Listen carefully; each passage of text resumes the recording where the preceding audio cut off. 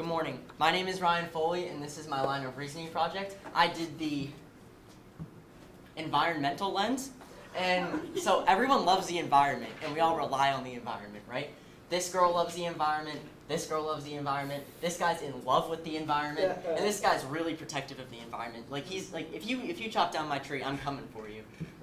And so our research question is, how does the environment address the issues of urban sprawl, and how does Lake Nona incorporating the environment address these issues?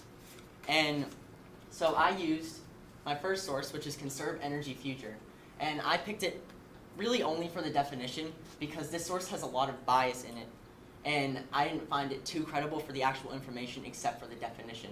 I used it at the beginning so that the reader would get a general understanding of what urban sprawl is before they read my essay. And what's not included is the pros of urban sprawl. I read the actual article, but I didn't use any of the information from it besides the definition. My second source is How to Build a Great American City. I used this source to give information for the green spaces in Lake Nona, and you can use a picture in your essay, so I'm using this picture in my essay. And I use it in paragraph 2 to show how what Lake Nona is doing with the environment, and then my third source will go into what that actually does for it.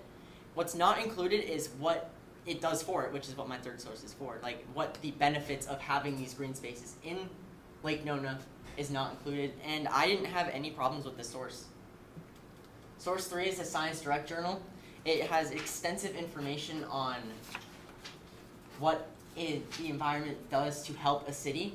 I use it in paragraph 3 to show what Lake Nona is doing with the environment, as opposed to show.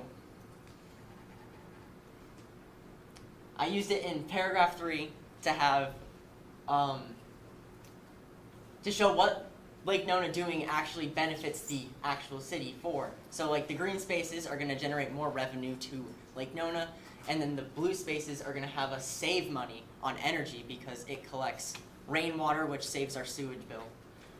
What's not included is Lake Nona, but that was what my second source was for. And this is a super credible source. I have no issues with this. It's from 10 scientists with all degrees and names I can't even begin to pronounce.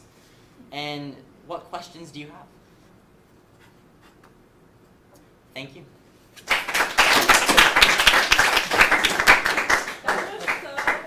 Pagod.